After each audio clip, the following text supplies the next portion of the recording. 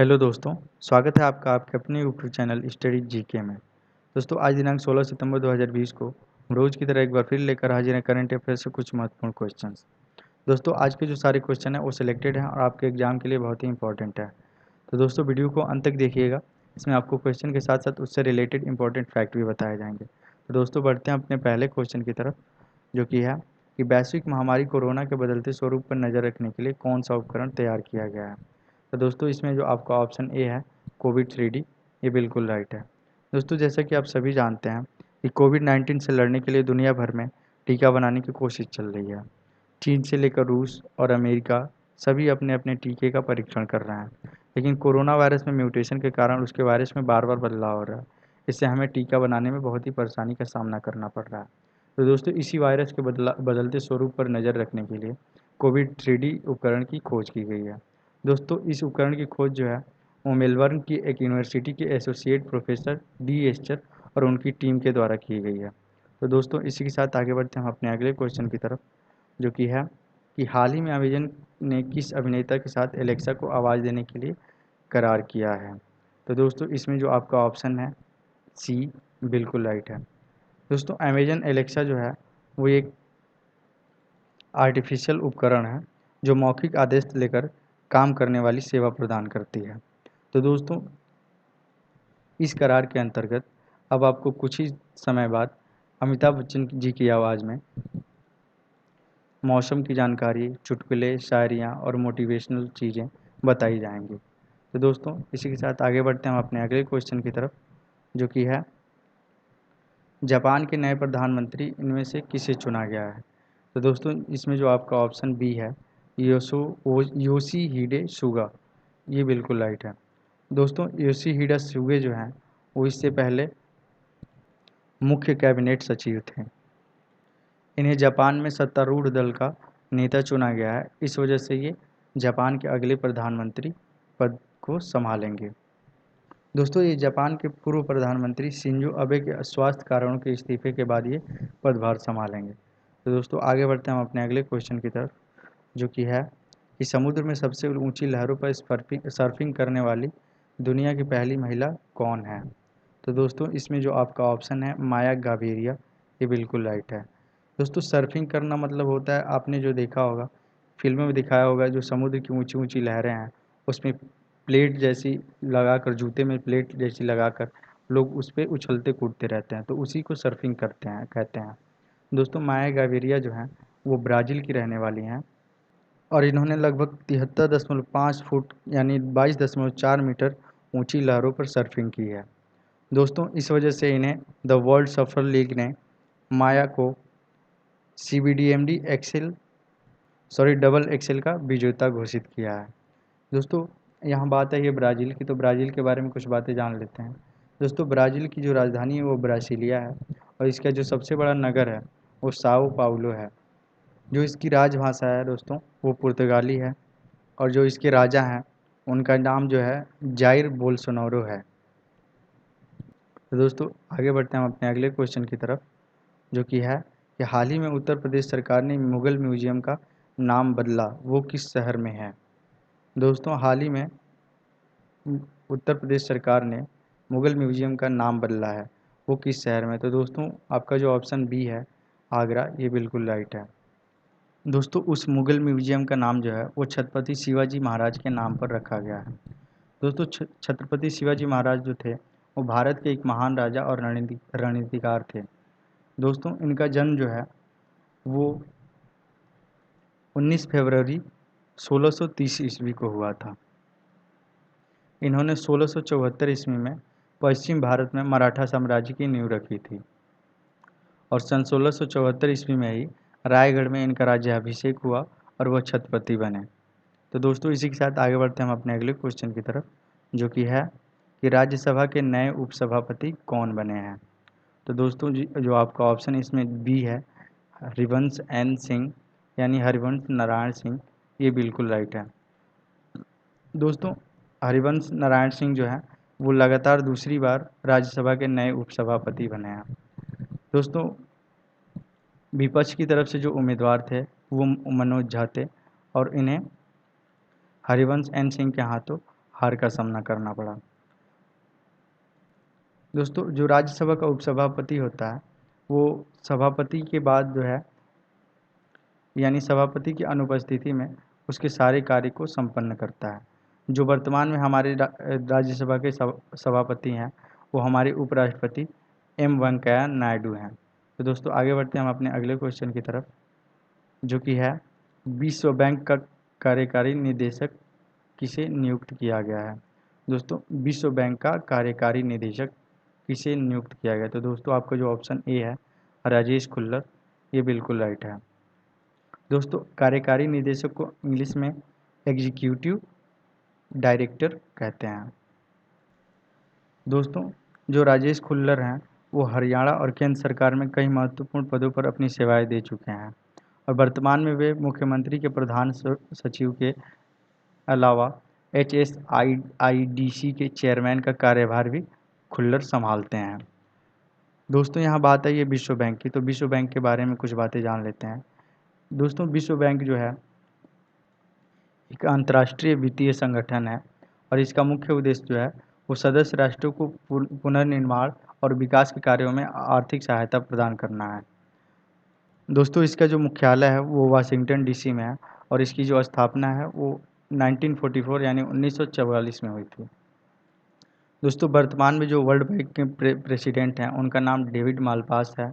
जो इसकी CEO हैं वो अंशुला कांत हैं और जो इसके मुख्य अर्थशास्त्री हैं उनका नाम है पेनी गोल्ड्सबर्ग और मुख्य अर्थशास्त्री 15 जून 2020 से जो हैं वो कार्मेन रेहार्ट हैं। तो दोस्तों इसी के साथ आगे बढ़ते हैं अपने अगले क्वेश्चन की तरफ, जो कि है कि हाल ही में भारतीय ग्रामीण बैंक के द्वारा ब्याज दर में कितने प्रतिशत की कटौती की गई है। तो दोस्तों इसमें आपका जो ऑप्शन है बी बिल्कुल राइट है। दोस्तों भारतीय ग्रामीण बैंक, इसको इंग्लिश में बोलते हैं सेंट्रल बैंक ऑफ इंडिया।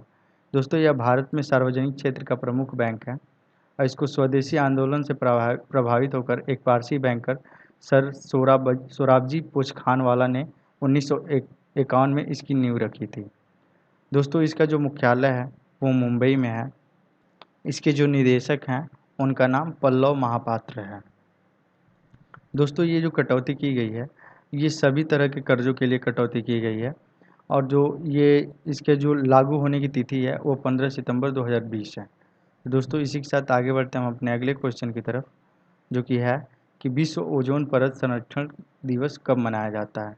दोस्तों हम आपको पहले भी बता चुके हैं कि दिवस से यानी किसी तिथि से क्वेश्चन हर पेपर में पूछा जाता है और इसलिए आपको ये क्वेश्चन बहुत ही इम्पोर्टेंट है और आपको इसे ध्यान से पढ़िएगा और इसे याद रखिएगा कि विश्व ओजोन परत संरक्षण दिवस कब मनाया जाता है। तो दोस्तों आपका जो आंसर है वो 16 सितंबर यानी 16 सितंबर को हर साल विश्व ओजोन परत संरक्षण दिवस मनाया जाता है। तो दोस्तों आपका ऑप्शन बी बिल्कुल राइट है।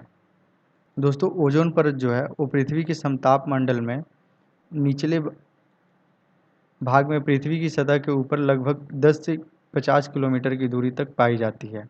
यह हमें सूर्य की अल्ट्रावायलेट किरणों यानी परावैंगनी किरणों से बचाती है। ये अल्ट्रावायलेट जो किरणें होती हैं यानी सूर्य की जो परावैंगनी किरणें होती हैं वो त्वचा कैंसर का कारण बन सकती हैं। दोस्तों ओजोन परत की जो खोज है वो फ्रांस के भौतिकविद चार्ल्स फैब्री और हेनरी बुइसन ने 1913 में की थी और इसके गुणों का विस्तार जो है वो मौसम विज्ञानी GMB डॉब्सन ने किया था। दोस्तों इसको मापने के लिए हम स्पेक्ट्रोफोटोमीटर का उपयोग करते हैं और जो इसकी इकाई है वो इसी वैज्ञानिक के नाम से डॉब्सन रखा गया है। तो दोस्तों इसकी जो इकाई है वो याद रखिएगा, इसकी इकाई का नाम है डॉब्सन। ये आपके कई एग्जामों में पूछा गया क्वेश्चन है। दोस्तों एक बात और बता दें यहाँ कि जो ओजोन परत में पहला छिद्र जो पाया गया था वो आर्कटिक के ऊपर पाया गया था। ये क्वेश्चन भी पूछा जाता है कि ओजोन परत में छेद जो है वो कहाँ पाया गया था। तो दोस्तों आप याद रखिएगा कि वो अंटार्कटिक में पाया गया था और इसका कारण जो है वैज्ञानिकों के द्वारा पता चला कि इसका कारण जो है वो क्लोरोफ्लोरोकार्बन यानी CFC गैस है। इसके बाद जो है इस गैस के उपयोग को रोकने के लिए दुनिया भर के देशों में सहमति बनी और 16 सितंबर 1987 को मॉन्ट्रियल प्रोटोकॉल पर हस्ताक्षर किया गया। तो दोस्तों इस प्रोटोकॉल को भी याद रखिएगा, मॉन्ट्रियल प्रोटोकॉल 16 सितंबर 1987, और तब से लेकर आज तक हम विश्व ओजोन परत संरक्षण दिवस मनाते हैं। तो दोस्तों आगे बढ़ते हैं हम अपने अगले क्वेश्चन की तरफ, जो कि है कि पर्यावरण संरक्षण के हिसाब से 3R प्रणाली क्या है। दोस्तों ये 3R प्रणाली क्या है, मतलब पर्यावरण संरक्षण के हिसाब से 3R प्रणाली क्या क्या उपयोग है। सॉरी क्वेश्चन एक बार फिर सुन लीजिएगा कि पर्यावरण संरक्षण के हिसाब से 3R प्रणाली का क्या उपयोग है। तो दोस्तों इसमें जो आपका ऑप्शन ए है, डी आपका ऑप्शन जो है उसमें नीचे दिया हुआ है। तो दोस्तों जो आपका ऑप्शन ए है, रिड्यूस, रिसाइकिल एंड रीयूज, ये बिल्कुल राइट है।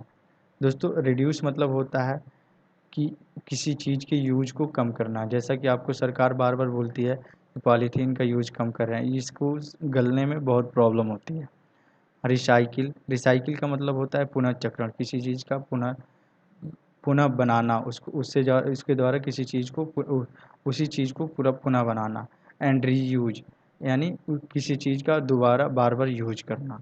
तो दोस्तों इसी के साथ आगे बढ़ते हैं हम अपने अगले क्वेश्चन की तरफ। FATF का मुख्यालय कहाँ है। दोस्तों FATF का जो फुल फॉर्म होता है वो फाइनेंशियल एक्शन टास्क फोर्स होता है, और जो इसका मुख्यालय है वो पेरिस में है। दोस्तों पेरिस जो है वो फ्रांस की राजधानी है, और ये एफिल टावर के लिए भी जानी जाती है। दोस्तों FATF के मुख्यालय की जो स्थापना है वो 1989 में हुई थी। सॉरी मुख्यालय की नहीं, FATF की जो स्थापना है वो 1989 में हुई थी।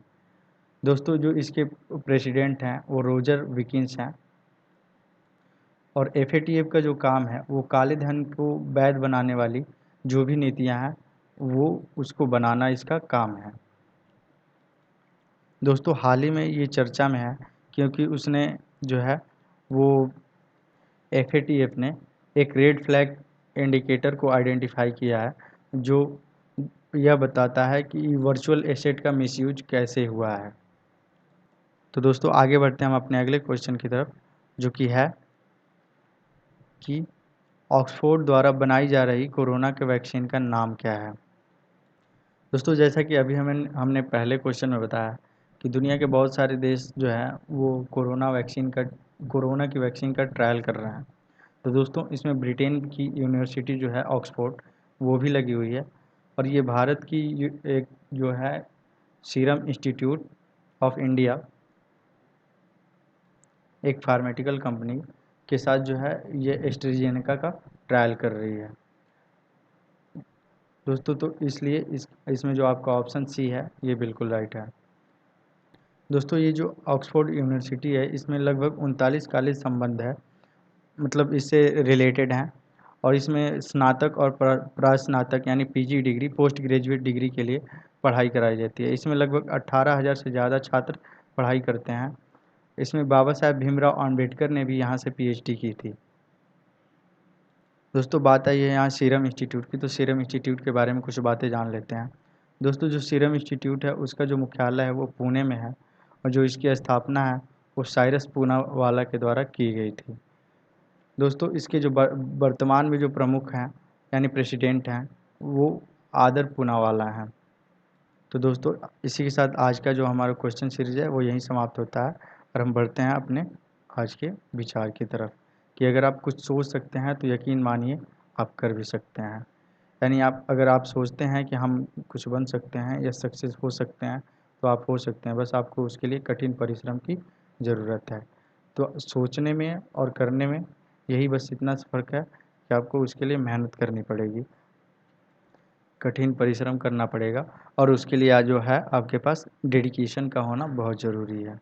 तो दोस्तों इसी के साथ हमारी वीडियो यहीं समाप्त होती है। अगर आपको वीडियो अच्छी लगे लाइक, सब्सक्राइब और शेयर ज़रूर करें, और कमेंट करके हमें ज़रूर बताएं कि आपको वीडियो कैसी लगी, और आपको किसी भी इम्प्रूवमेंट की ज़रूरत हो तो आप हमें ज़रूर बताएं। धन्यवाद।